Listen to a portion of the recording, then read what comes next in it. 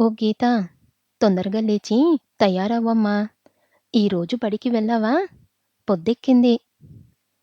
తల్లి పిలుపు వినగానే వణుకుతూ లేచి కూర్చుంది గీత.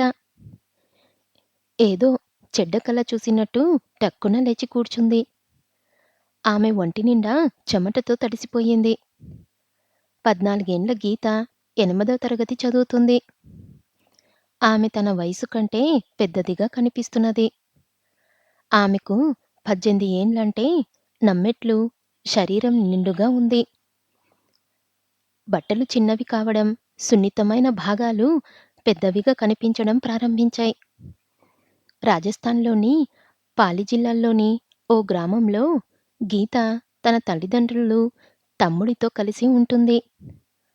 ఆమె అతని తమ్ముడు రవితో కలిసి ప్రభుత్వ పాఠశాలకు వెళ్ళేవారు. రవి 7వ తరగతి చదువుతున్నాడు. కానీ చాలా తెలివైనవాడు. వయసు కంటే తెలివిగా మాట్లాడేవాడు. అక్క అంటే అతనికి చాలా ఇష్టం. గీత వాళ్ళింటి పక్కన ఒక కిరాణా దుకాణం ఉండేది. దానిని రమేష్ అనే నడి వయసుడొకడు నడుపుతుండేవాడు. అతని భార్య చనిపోయి 5 సంవత్సరాలయ్యింది. అతనికి పిల్లలు లేరు. పగటిపూట రమేష్ తన దుకాణంలో గడిపేవాడు. కానీ రాత్రి ఒంటరితనం అతనిని వెంటాడుతుండేది. అతను స్త్రీ సుఖం కోసం పరితమిస్తూ ఉండేవాడు. స్త్రీపై ఫీలింగ్ కలగానే రమేష్ అతని నోరు ఎండిపోవడం ప్రారంభిస్తుంది. అతను తన కుడి చేత్తో ఎడమ చేతిని గోక్కుంటూ ఉండేవాడు. కానీ చుట్టుపక్కల వాళ్ళల్లో అతనికి మంచి పేరు ఉండేది. కాబట్టి అతను అవకాశం కోసం ఎదురు చూస్తూ ఉండేవాడు. ఒకరోజు గీత దుకాణంలో ఉప్పు కొనేందుకు వెళ్ళింది. ఆమె ఆ సమయంలో స్కిన్ టైట్ డ్రెస్ వేసుకొని ఉంది. అది ఒకవైపు చిరిగిపోయింది. ఆమె వక్షోజం ఒకటి ఆ చిరుగు నుంచి కనబడుతుంది కూడా.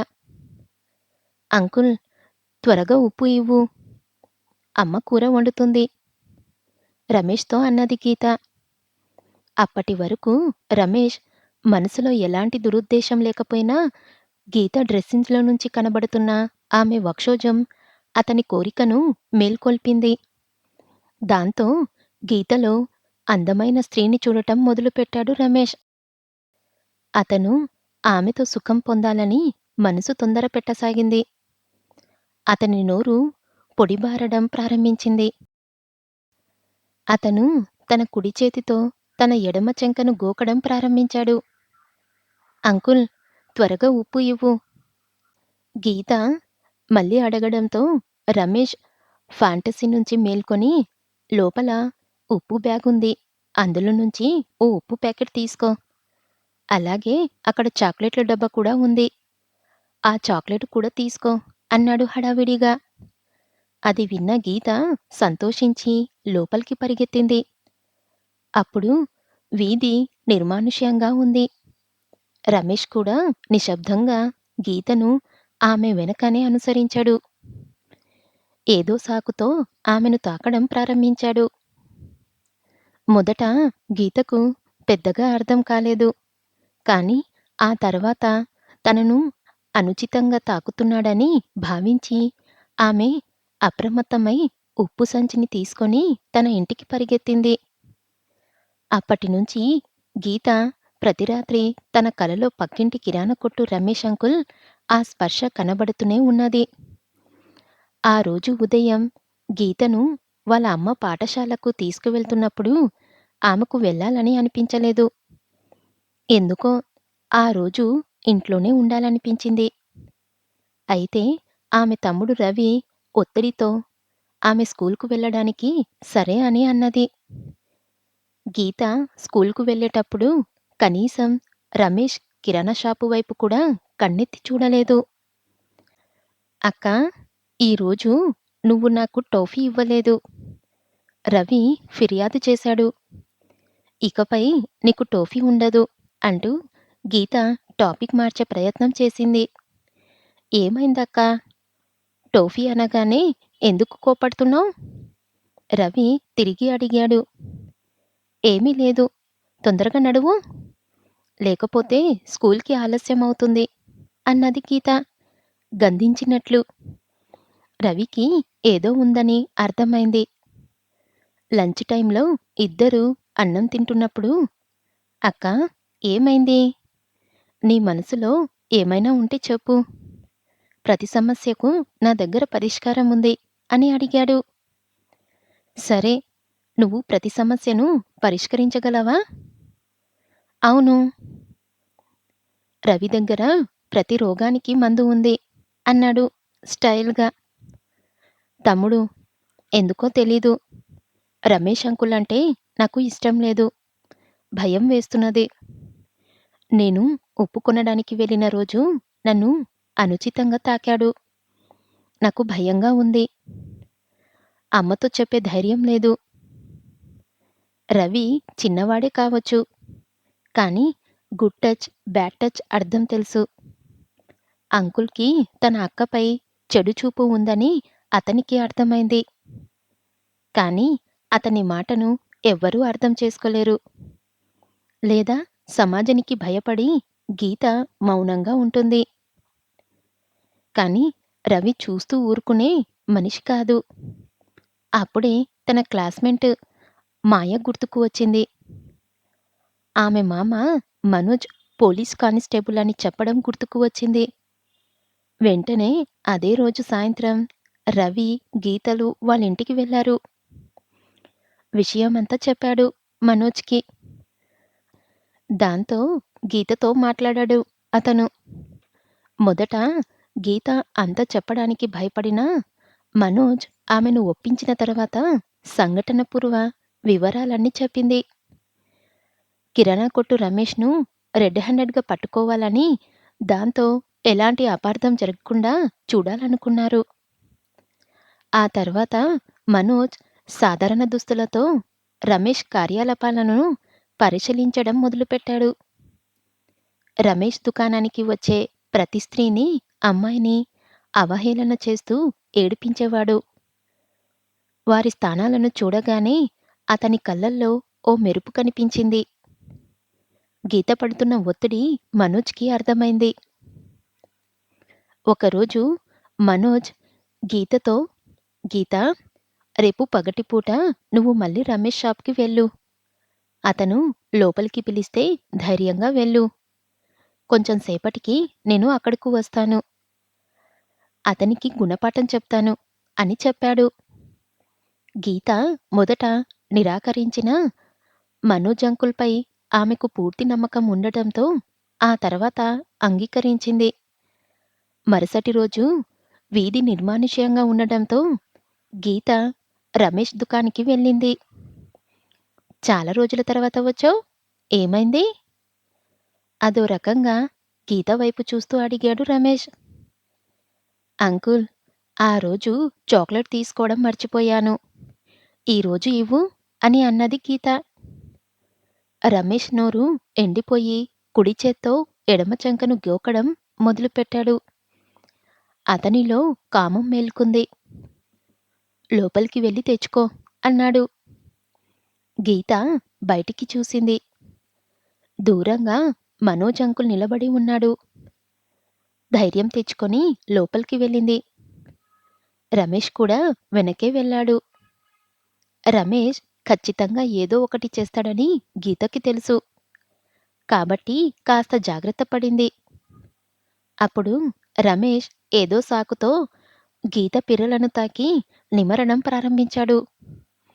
గీత భయపడిపోయింది. రమేష్‌కి కళ్ళు మూసుకుపోయాయి. అతను గీతను దాదాపు పట్టుకొని గోనె సంచిపై పడవేసి, ఆగు, మనం కొంచెం సేపు ఎంజాయ్ చేద్దాం.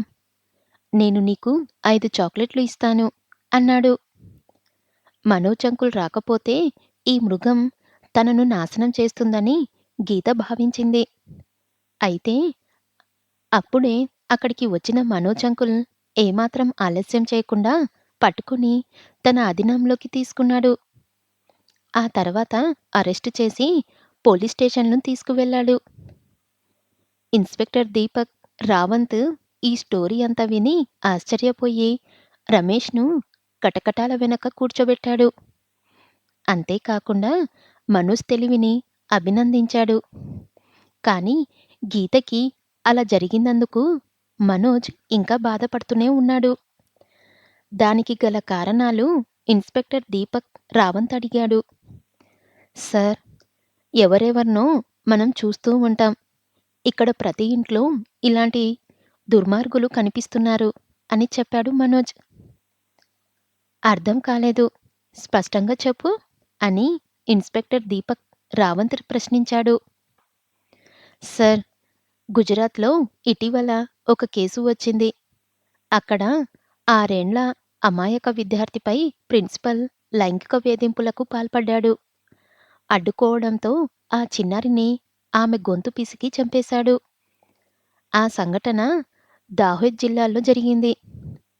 విద్యార్థి తనను తాను రక్షించుకోవడానికి ప్రయత్నించినప్పుడు ప్రిన్సిపల్ గోవింద్ నాట్ ఆమె గొంతు నమిలి చంపాడని ఆ ప్రాంత పోలీసులు సూపరింటెండెంట్ రాజ్‌దీప్ సింగ్ జాలా తెలిపారు.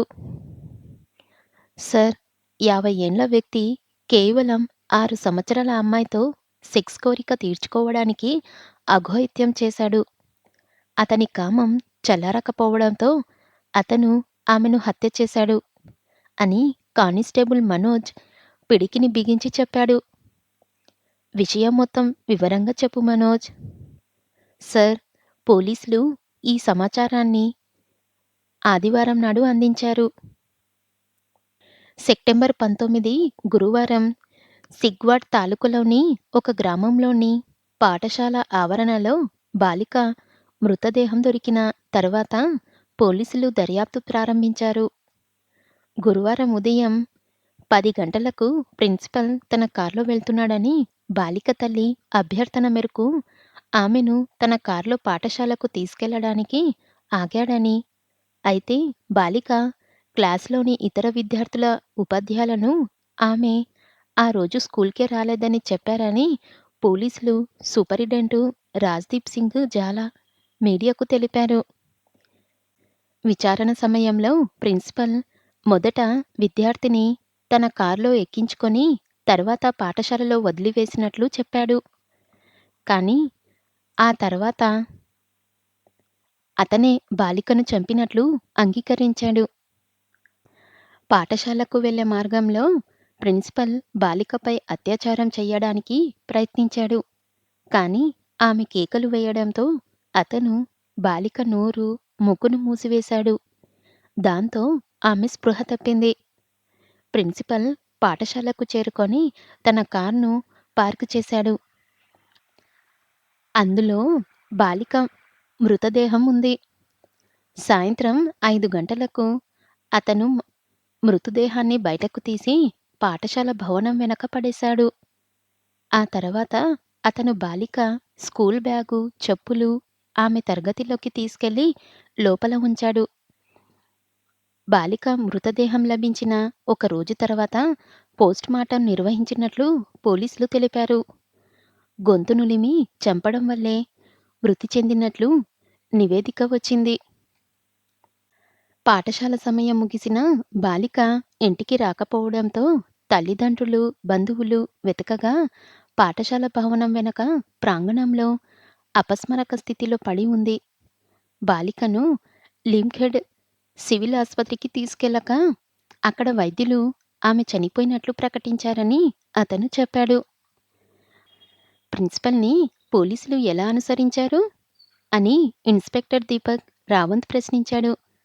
వాస్తవానికి అతను సాయంత్రం 5 గంటలకు పాఠశాల నుంచి బయలుదేరినట్లు ప్రిన్సిపల్ పోలీసులకు చెప్పాడు. కానీ అతని ఫోన్ లొకేషన్ అతను సాయంత్రం 6 గంటల తర్వాత 10 నిమిషాల పాటు పాఠశాలలో ఉన్నాడని చూపిస్తుంది. ఆమెతో చదువుతున్న పిల్లలు పాఠశాలలో ఎవ్వరూ లేరని పోలీసులు తెలిపారు. ఆ రోజు క్లాస్‌కి రాలేదని కూడా చెప్పారు. మనోజ్, నీ నిస్సహాయతను నేను అర్థం చేసుకోగలను. కానీ ఆ వ్యక్తి ఎంత దిగజారిపోయాడో లేదో, అతని మనసులో ఏమి జరుగుతుందో తెలుసుకోవడానికి ఏ యంత్రం ఇంకా తయారు కాలేదు. ఆ చనిపోయిన అమ్మాయి తల్లికి ఎలా తెలుస్తుంది? తను తన ప్రియమైన కూతుర్ని ఒంటరిగా కార్‌లో రాక్షసుడైన ప్రిన్సిపల్‌తో పంపుతున్నదని. సార్, గీతను ఆ దుర్మార్గుడి నుంచి రక్షించాం. కానీ మన దేశంలో ఇలాంటి చాలామంది క్రూరమైన మనుషులు తిరుగుతున్నారు. వారు కామంతో కళ్ళు మూసుకొని పోయి ఉంటారు. కానీ మంచి మనిషి అనే ముసుగు వేసుకొని ఉంటారు. గోముఖ వ్యాఖ్యలు ఎవరి మనసు లోపల ఏముందో ఎవరు ఊహించగలరన్నారు కదా సార్. కానీ దేశం, సమాజం బాగుపడాలంటే మన భావోద్వేగాలను అదుపులో ఉంచుకోవడం మన బాధ్యత కదా! అన్నాడు మనోజ్ భావోద్వేగంతో. పిల్లలు ఏదో ఒక కారణంతో మౌనంగా ఉంటే, చిన్న విషయాలకు చిరాకు పడుతుంటే, చదువుపై దృష్టి పెట్టలేకపోతే వాళ్ళతో మాట్లాడాలి. శ్రద్ధగా వారు చెప్పినవి విని వారి సమస్యలను పరిష్కరించాలి. మన పిల్లలను సురక్షితంగా ఉంచుకోవడానికి బహుశా ఇదొక్కటే మార్గం.